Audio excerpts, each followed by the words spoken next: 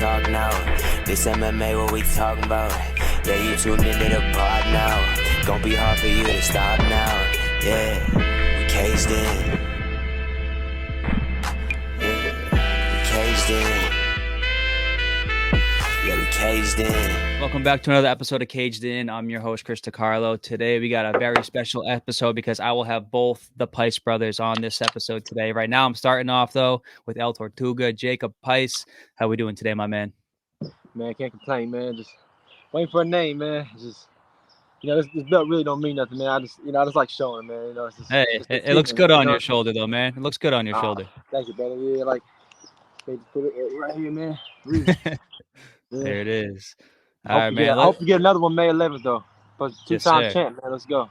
Let's get it. All right, man. Before we talk about, I know you're booked for a fight on May 11th. Something happened with your opponent. We're gonna get into that, but first, I want to recap, man, how you got that shiny piece of hardware, sitting on your shoulder right there. So let's get into it. You won that at Fight For It 19, defeated Brandon Gasca via triangle in the third round. You're now currently the amateur Fight For It lightweight champion. How's it feel to have that belt, man? Man, I honestly already knew I was the champion before I even got it, man. Like, when I fought Ethan Blevins back in November, man, I was like, you know what? I'm gonna get my shot again, man. It's just one of those things, man. You just sit back and you just get better at try to fight upright, man. Nobody want to fight me, man. Today, the promoter just texted me, hey, he pulled out. I was like, man, what's going on, man? Just trying to fight.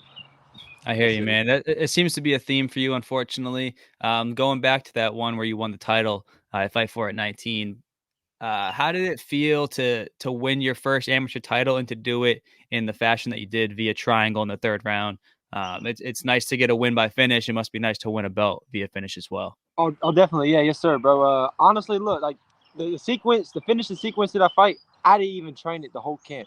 It just came about, like we was planning to finish this guy standing up, and then it was just one of those things that we was practicing like this thing like on the cage where like I grab double and somebody goes for a double for you and you just it's kind of like a little guard play scenario, and I just did it. I just like one of those things in my head, and I was like, man, I'm just gonna try it. Tried it. He got in the guard scenario, and then I was like, man, I'm gonna try this triangle. Let me try it out, and then he tapped out, and I was honestly shocked myself. I didn't know he was gonna tap. I heard their gym is very good at submissions and stuff. I didn't see it that night. There you go. And then how did you feel about your performance as a whole? Obviously, you got the finish in round 3, but how did you feel in rounds 1 and 2? Did you feel like you were beating him in both those rounds as well? Yeah, I mean, even with his wrestling, it looked like he was panic wrestling, honestly. You know what I mean? Like, if you're going to fight, let's fight, brother. We can do a wrestling match if you want to, but this is MMA. Let's do a couple strikes. Let's give the people a show. I mean, I know there's a lot of guys that want to do that. Hey, I want to win. This is how I'm going to win. Like D. Riddick, the guy don't want to fight nobody. D nut job. He don't want to fight nobody, man. He fights nobody that's no good. And I think, Brandon Gasca, I give him credit, man. He showed up, he fought me, and nobody wants to fight me. I mean, Modern Warrior, multiple guys who want to fight me there. This guy, Brandon Gasca, he stood up. I was supposed to fight him in February, but somehow, like, I will talk about that later, honestly, but he showed up finally. He finally showed up. There you go. And it seems like a lot of your matchups that you fight are guys that are good in the wrestling department. Does that get frustrating for you? Because I know you like to stand and bang, you like to throw hands, you like to throw those kicks. I know you're a very flashy striker. Yeah. Does it get a little annoying or a little frustrating that a lot of these guys that you're fighting do like to shoot doubles on you? I mean, a little bit, but it's MMA. You know what I mean? It's part of those things that you got to work on. I got to work on my striking, and I got to work on my wrestling because I ain't the best wrestler. Like, I got to get better at that. You know what I mean? I want to find a very good wrestling coach, and I feel like my striking is very great. I feel like I'm the best striker in North Carolina, honestly, and I feel like nobody can match me in that department. And I feel like whoever they give me, like I thought Travis Snyder was gonna show up. This guy, he's a striker. All right, he's the tallest striker. He didn't show up. He texted me. He's like, man, get ready for May 11th. And I was like, all right. You know what I mean? It's like how I do it. I text my opponent, say, you ready for May 11th? He texted me, man, this dude's he doesn't show up. I was like, man, come on, man. This is your only time that you're going to get a title shot in your whole amateur career, and you failed. And what I mean? This guy's been gone for a quarter decade, and he's going to finally show up to fight me, and then he pulls out. So I think maybe it was a good thing for him to pull out, All right, let's talk about it, man. That one was supposed to go down Fight For It 20, May 11th. Yeah. In Raleigh. Travis Snyder was your opponent. He's 2-2. You were supposed to be defending that amateur lightweight title against him, man. How do you feel, given the circumstances now? We know today that we're filming this today, and you found out today that he pulled out of the fight. How are you feeling right now, man? Are you frustrated? Nah, not really. I mean, it's just one of those things that when you get to the certain level, nobody wants to fight you, and I feel like I'm getting to that certain level that, hey man, you can't just fight this guy that's 2-0, 3-0 no more, even 2-2. I mean, I know his record ain't the best, but that's the name they gave me. I didn't even want to fight the guy because another guy didn't even deserve the title shot. But he had a decent enough coach to give him the title shot. His coach is like a bare knuckle fighting champion, and you know what I mean. That's the only way he got the title shot, and he failed. So at the same time, no, I'm not frustrated. I feel like I'm not even getting paid for it. Yeah, I just love to fight, So I mean, I'll just get back into it in the gym, and I'll fight in the gym, and I'll get a fight in the gym. For sure, man. 100%.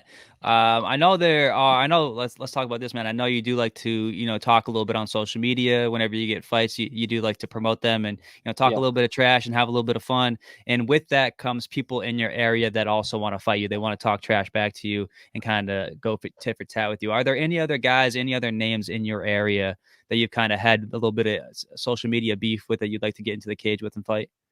Man, D Riddick, man, you need to get in the fucking cage with me, brother. You need to stop fighting cans, man. We need to go to APFC so I can knee you right in the face. You know what I mean? I mean, that guy, this guy doesn't want to fight me, man. I saw him, I went on my amateur Wikipedia, and I just searched up, top fighters in North Carolina. My brother was there, I was there, and I was like, who the hell is this dude right here? Now I clicked his name, and I'm like, dude, average guy, 3-0. I was like, yo, you know what? Let's fight. And he gets all sensitive and everything. Like, man, why you want to fight me and stuff like that? You don't want to fight me. I was like, man, let's go, bro. And then not his opponent. I mean, not his opponent, but his teammate Travis Snyder. He pulled out on me. So I mean, the fight makes sense. But he's fighting the bum that's 4-5 in I think Con nothing. I don't know. Con nothing MMA. I think that's the promotion's name because they don't really got much promotion there because it's a low level promotion. Right. So have you heard any potential names for May 11th yet, or is the promotion still working on it? Yeah, the promotion's still working on it. I just got word today that the boy pulled out, you know what I mean? And I was like, you know what? It is what it is. It's one of those things that I just got to get better at and prepare mentally for. Wherever they give me May 11th, I'm ready, man. It's just, it's just one of those things that guys don't want to show up. For sure, man. You definitely still got a little bit of time, man. Yeah, you still got a few weeks left, man. There's still plenty of time for them to find you an opponent. I'm sure they'll find you somebody because I know you, and especially your brother, you guys like to stay active as much as possible. You booked this fight after, just fighting on Fight for It 19. Now it's just Fight for It 20. You guys want to stay active as much as you possibly can, man. So, is there anybody in particular that you would like to fight? Do you have a name, or is there somebody on the card that maybe they can elevate to the 55 title? Is there anybody, any ideas like that you have? Man, honestly, whoever they want to give me, man. Really, I mean, whoever. You know what I mean? I want to fight, like I said, Travis Snyder. I'll fight Travis Snyder at 170, man. Honestly, I don't even care who I fight. At 55, they can make 55. Let's go. I'm gonna still chase 45 gold, man. But right now, I'm the 55 champ. Whoever they want to give me, let's go. I mean, who do you want to see me fight? You know any names that even up there in Massachusetts, man? Up there in Maine, man. I'll fight anybody up there, man. Hey, man, I will say this. The amateur scene in my region in Massachusetts is pretty good, man. Yeah. It's fun up here, too. We got a couple of promotions that are really good. I would love to see you and Drew come up here and fight sometime. You know what, honestly, I watched a guy on Cage Times, man. I want to fight Ozzy Martin, man. You know what I mean? Give me Ozzy Martin, man. Let's go. 170? Yeah, 170. I'll fight at 170, man. No matter. Let's go. Yeah, man. That would be a crazy fight. Opponent. He is. Yeah, he's a big striker as well, man. He loves to stand and bang, but he's also been working on his ground game and his wrestling as well.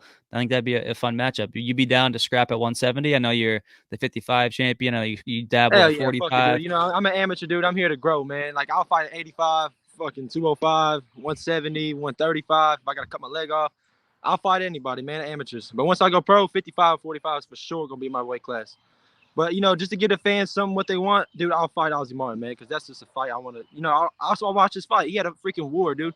That fight, my boss actually texted me, and he was like, man, did you see that fight? I was like, nah, dude, I was like, he just showed me it, and I was like, damn, that was a fucking war, dude. I thought Ozzy Martin won it. But it's just one of those things, man, and, I want to fight the dude, man. He's very, very creative. He is, man. He is crazy. He's a good fighter as well, and a really good dude as well. I think you guys would have fun in there. Oh, yeah, definitely. Before I get you out of here, man, I want to talk about Drew's fight a little bit. His last one, he got DQ'd. How did you feel about that? How did you feel about that DQ, man? Man, like as soon as the fight starts, like my brother, as soon as they get in the middle of the cage, dude, like they called a nut shot, dude. And I was like, man, ain't no nut shot. And then like they gave him a minute to get right. But then like 2 minutes in the round, my brother steps in with the left cross and catches him and drops him to the ground. And then the referee had something against my brother or something, man. Maybe that he had like better money on the other guy or something, but he's like, man, hey, you can't hit in the back of the head. And I'm like, dude, he's not even hitting the back of the head. He hit like everything clean right here. But maybe he did get excited and he just thought he dropped him. And man, let me just try to go in there and finish him. And then the referee took a point from that. And I feel like, maybe he frustrated my brother a little bit because I told him going into the third round, I was like, bro, you're down 2 rounds. Even though he dropped him in the first round. And he's like, man, what are you talking about, man? I was like, dude, it is what it is. And then in the third round, they're about to start the third round. And then dude, as soon as the third round starts, my brother throws a head kick. It barely even hits his head. It doesn't even hit his head. It actually blocks it. It actually blocks it, hits his forearm right here, and the ref just stops it. He's like, all right, man, that's it. And I'm like, dude, what in the world? They didn't even give him like a chance to even, you know what I mean, to let it go out. They just, the referee stops it just like that. But I think my brother won it, man. He won both rounds. If you judged it on what it was, my brother won both rounds, and he's technically undefeated still. So yeah. For sure. How do you feel about just the amateur rules in your region? Because, from my perspective up here in Massachusetts, the only difference in the amateur game and the pro game is no knees to the head and no elbows. You can head kick, you can knees to the body. I got all that bad. Apparently down south, man, it's a little bit different. How do you feel about the rule set down in your region? Man, I feel like North Carolina rules, man, it's kind of just, it's amateur itself. You know what I mean? Like I don't know. They just the whole commission is just trash. The only thing that's good about it is me. You know what I mean? Like it ain't nothing really good about that state really besides the Pais Brothers, brother. Really. There you go, man. Yes, sir. All right, brother. Before I get you out of here, I'm gonna get you out of here, and then I'm gonna transition to Drew once Drew gets on. But brother. Man, before I let you go, man, where can the people come find you and where are you gonna be fighting? Give everybody the information. El Tortuga MMA, Instagram. Catch me in Raleigh at the Kurt Scott Building, man, defending this title against whoever they give me. Let's go. They want to give me damn Godzilla. Let's go.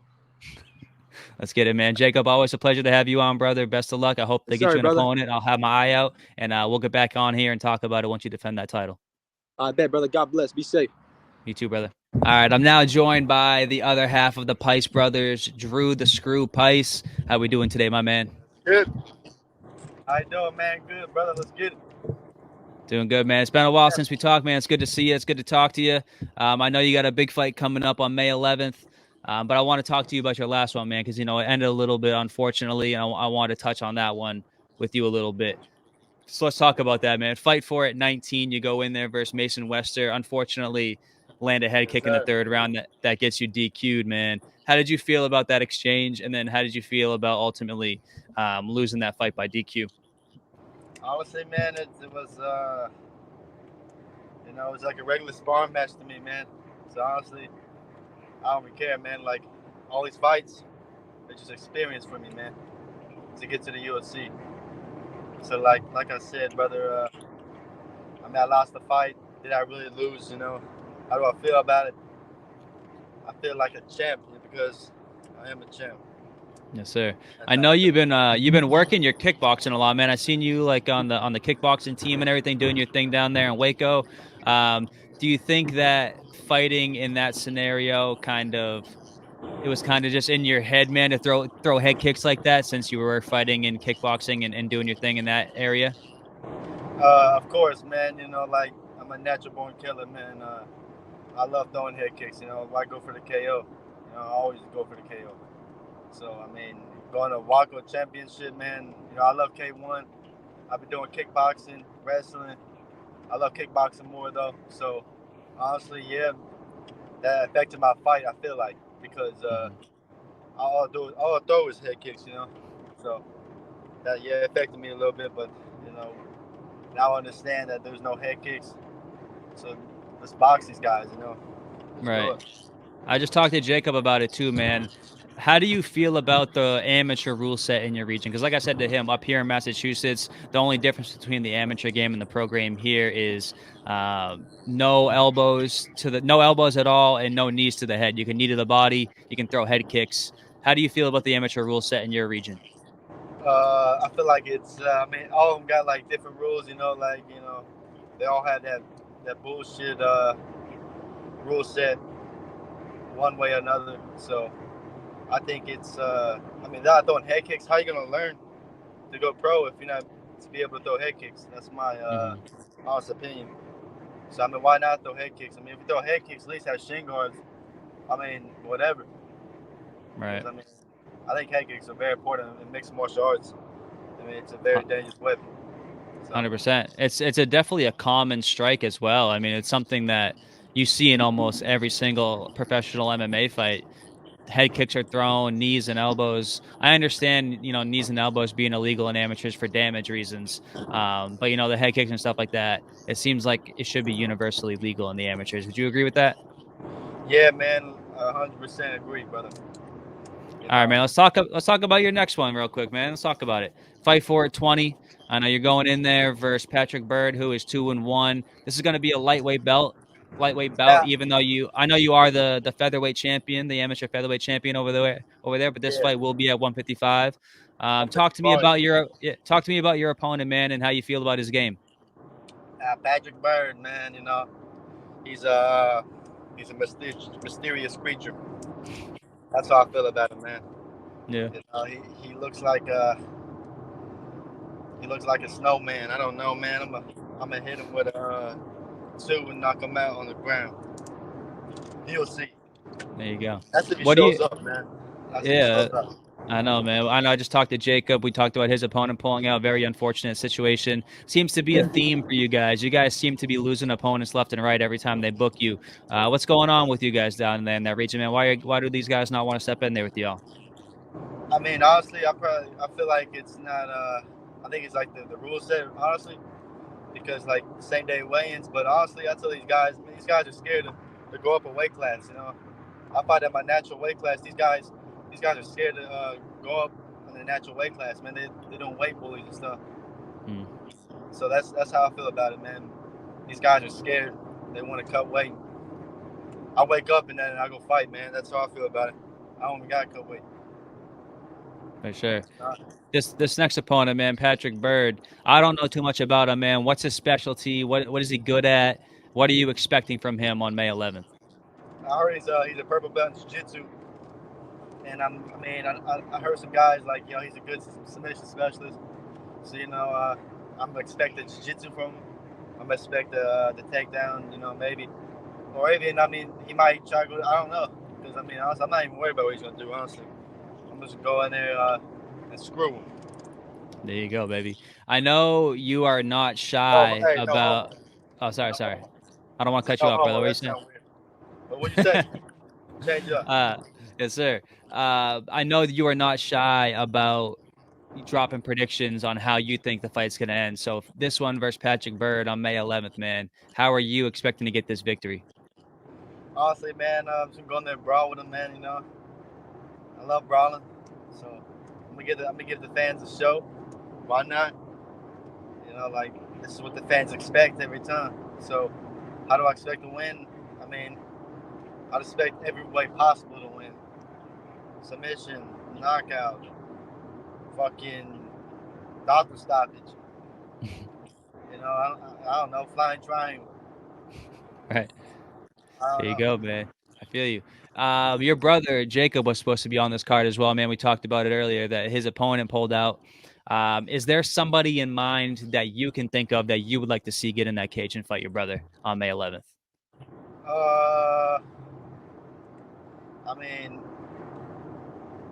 Probably, man, Mason Wester, man. Mason Wester, the guy that I just fought, the guy that's qualified. He beat me. He got the win. At the end of the day, I think he should fight my brother if he really wants to beat the champ. Let's see how it goes, Or he could fight